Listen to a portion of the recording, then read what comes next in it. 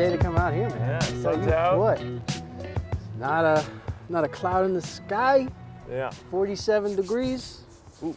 It's a good day. For those of you in warmer climates, you'll think it's very freezing, but You got two different modes yeah. here. You're bundled up, and I just got a hoodie on, repping Yeah. my boy. Yeah. You know.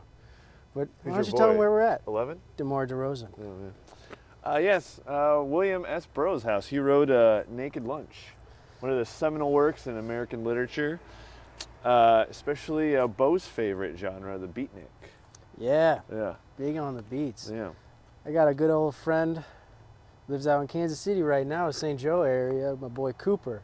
Yeah. This is his mecca right here. He would adore this. I didn't bring him here when we were in college because I actually had no idea that he had lived in St. Louis. Oh, when really? I was like into him. Yeah, no.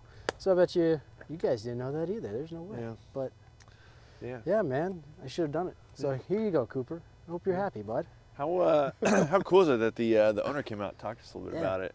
Yeah, it was like the chillest dude ever. Yeah. I was actually, honestly, I was really nervous. I was like, is he gonna walk just out and standing just outside like, of his house? I was Yeah. like, Is if he gonna I was confront- him, I'd be like Clint Eastwood, get Yeah. off my lawn. But no, he was really chill. He works up at the university, one of the universities Yeah. in town. Yeah, God he bless. told us kind of the interior layout, kind of where Burroughs was born and everything. I guess that top room up there is the master bedroom, and then do you see down below the? Yeah, his two Yeah. sons' nurseries was Yeah. his childhood home or Yeah. room. Yeah. So, yeah, he was very thorough and thoughtful. Yeah. He's also a big Burroughs fan. That's why he Yeah. bought the house. It's not why he moved to St. Louis, though. Actually, yeah, I actually thought about giving him the podcast card, but I was like, I- he's already I done was enough for waiting us. on it. Yeah. I was waiting on it. I was like, don't you do it. Don't you do it. That'd be kind of I have awkward. principles. You know what though? Standards. Maybe I'll put it up on like his like mailbox or whatever up there. Maybe. That's what I'll do. Yeah, what I'll maybe. do. Hopefully we don't get blacklisted because of No, that. no.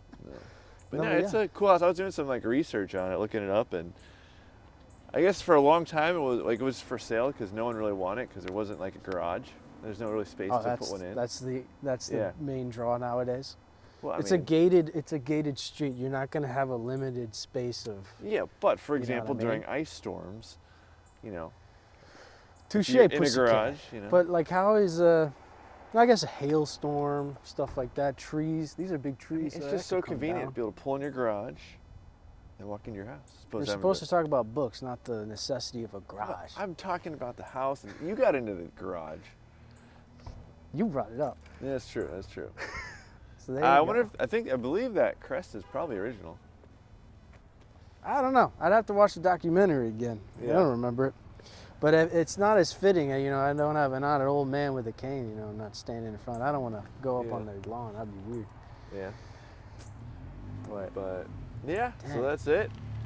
he walked these streets. He's got an interview where he walks around here talking Oh, with yeah. his guy who was living with him at the end of his life. Okay. It's a really good documentary. It scared the bejeebus out of me when I was belligerent. Yeah. Not belligerent. Bel- Deviant. Yeah. We're belligerent. Belligerent. You're probably both. Usually, Yeah. yeah. No. Deliberately belligerent. No. There was one time we were hanging out, you know, it was me, Cooper, boy James, Bob Hope, and we were watching where you. You hung out with Bob Hope? Like the Bob Well, Hope? you know what I mean. Like you were watching him? Yeah. Okay. And there's where he was talking about grave moments in his life, and I had to look at Cooper and I go, man, we gotta turn this off. It's freaking me out. Yeah. He's just a visceral person. So intense. You know, there's no so much pain. So much pain in his life. And Yeah. it's the most chaotic read you'll Yeah. ever have. Have you ever read Naked Lunch? Yeah. You have? Yep, read it twice. Twice? Well, I mean, once in college. Jeez Louise. Once in college, I didn't really like it, and then I picked it up. I think on our road trip, whatever, and I reread it. I was like, it's interesting. It's good. Jeez Louise. I've only read it once. I've seen the movie, though. Well, it's not like I read it Couple twice because I times. loved it. I mean, I just read it once because I wanted to revisit it. I have the restored text. Have you read that one? This is the restored text. I didn't see that. Yeah. Well, there you go. We Got- have the same copy. Gotta look a little bit harder there, Bo.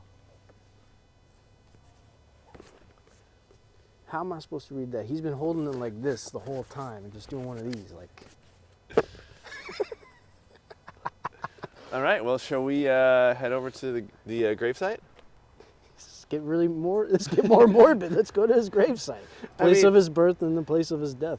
Boom. Hey, if we're going to talk about his life, we got to do everything. We're going to live a lifetime in one day. Boom. Not our lifetime. Not our lifetime. Someone else's. Someone else's. There you go. All right.